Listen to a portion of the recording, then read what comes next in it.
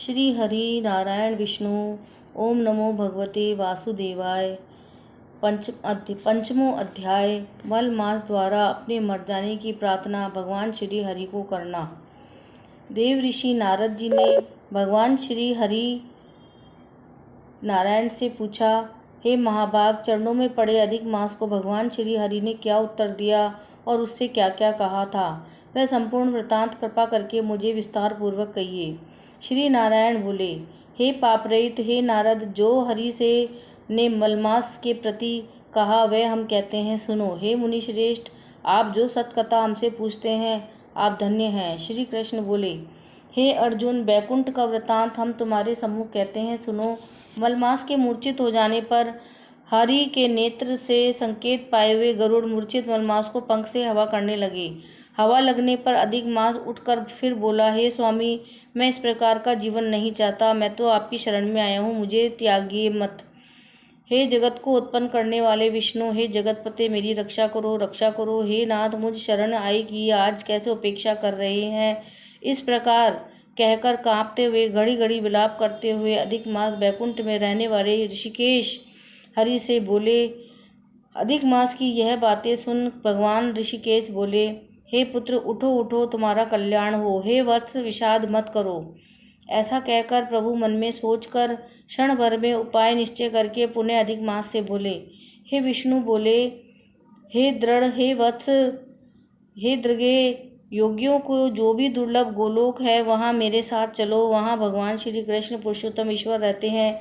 गोपियों के समुदाय के मध्य में स्थित दो भुजा वाले मुरली को धारण किए हुए नवीन मेघ के समान श्याम लाल कमल के सदृश नेत्रों वाले शरद पूर्णिमा के चंद्र के समान अति सुंदर मुख वाले करोड़ों कामदेव के लावण्य की मनोहर लीला के धाम पीताम्बर धारण किए हुए, माला पहने, वनमाला से विभूषित, उत्तम रत्नाभरण धारण किए हुए, प्रेम के भूषण, भक्तों के ऊपर दया करने वाले, चंदन चर्चित सर्वांग, कस्तूरी और केशर से युक्त वक्ष स्थल में श्री वत्स चिन्ह से शोभित, कौस्तुम मणि से विराजित, श्रेष्ठ से श्रेष्ठ रत्नों के सार से रचित, किरीट वाले कुंडलों से प्रकाशमान, रत्नों के सिंहासन पर बैठे हुए, पार्षदों से घिरे हुए जो हैं वही पुराण पुरुषोत्तम पर ब्रह्मा है। हे सर्वंतर स्वतंत्र है, वे सर्वंतर स्वतंत्र हैं, ब्रह्मांड के बीच सबके आधार हैं, परे से भी परे हैं, निष्प्रह निर्विकार परिपूर्णतम प्रभु, माया से परे, सर्वशक्ति संपन्न, गुण रहित, नित्य शरीरी, ऐसे प्रभु जिस गोलोक में रहते हैं वहाँ हम दोनों चलते हैं, वहाँ श्री कृष्णचंद्र हम तुम्हारा दुख दूर करेंगे। श्री नारायण बोले। ऐसा कहकर अधिक मास का हाथ पकड़कर हरि गोलोक को आए।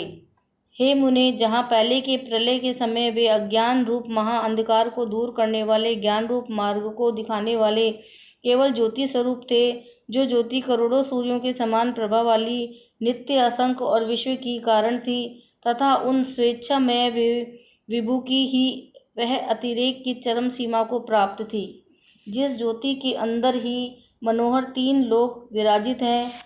हे मुने, उसके ऊपर अविनाशी ब्रह्मा की तरह गोलोक विराजित है। 3 करोड़ योजना का चौतरफा विस्तार है और मंडलाकार जिसकी आकृति है, लहलहाता हुआ साक्षात मूर्तिमान तेज का स्वरूप, जिसकी भूमि रत्नमय है। योगी जन इसे स्वप्न में भी नहीं देख पाते, केवल वैष्णव जन ही वहां पहुंच पाते हैं। ईश्वर ने योग द्वारा जिसे धारण कर रखा है, ऐसे उत्तम लोक अंतरिक्ष में स्थित है। आदि व्याधि, बुढ़ापा, मृत्यु, शोक, भय आदि से रहित, श्रेष्ठ रत्नों से भूषित, असंख्य मनकों से शोभित उस गोलोक के नीचे 50 करोड़ योजन के विस्तार के भीतर दाहिने बैकुंठ और बाएं उसी के समान मनोहर शिवलोक स्थित है।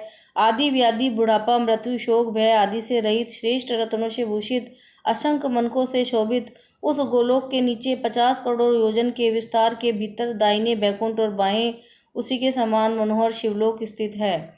बड़े भाग्यवान शंकर के गण जहाँ निवास करते हैं। शिवलोक में रहने वाले सब लोग सर्वांग भस्म धारण किए, नाग का यज्ञोपवीत पहने हुए, अर्धचंद्र जिनके मस्तक में शोभित हैं, त्रिशूल और पट्टिक्ष धारी, सब गंगा को धारण किए हैं, धारण किए वीर हैं और सबके सब शंकर के समान जयशाली हैं। गोलोक के अंदर अति सुंदर एक ज्योति है, वह ज्योति परम आनंद को देने वाली है, परमानंद का कारण है। योगी लोग बराबर योग द्वारा ज्ञान चक्षु से आनंद जनक निराकार और पर से भी उसी ज्योति का ध्यान करते हैं। उस ज्योति के अंदर अत्यंत सुंदर एक रूप है जो कि नील कमल के पत्तों के समान, श्याम लाल कमल के समान नेत्र वाले, करोड़ों शरद पूर्णिमा के चंद्र के समान शोभायमान मुख वाले, करोड़ों कामदेव के समान सौंदर्य की लीला, लीला का सुंदर धाम, दो भुजा वाले, मुरली हाथ में लिए, मंद हास्य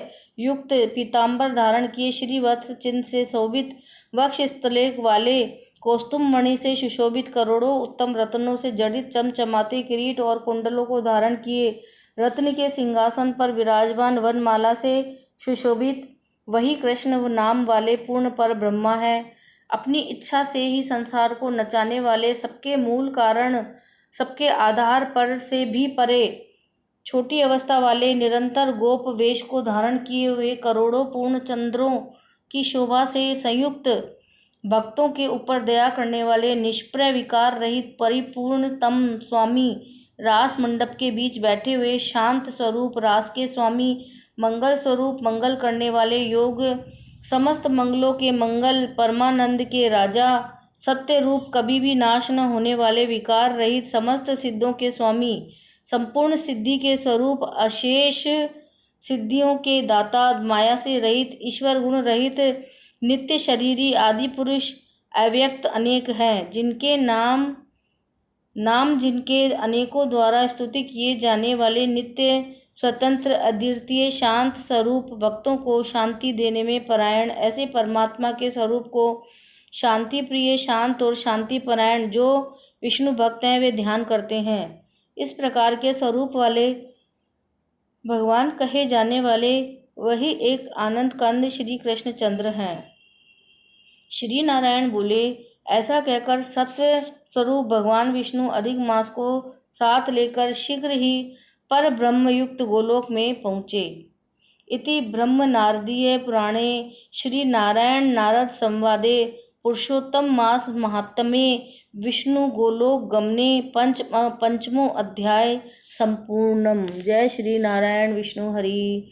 ओम नमो भगवते वासुदेवाय। ओम नमो भगवते वासुदेवाय। ओम नमो भगवते वासुदेवाय। ओम नमो भगवते वासुदेवाय। जय श्री कृष्ण।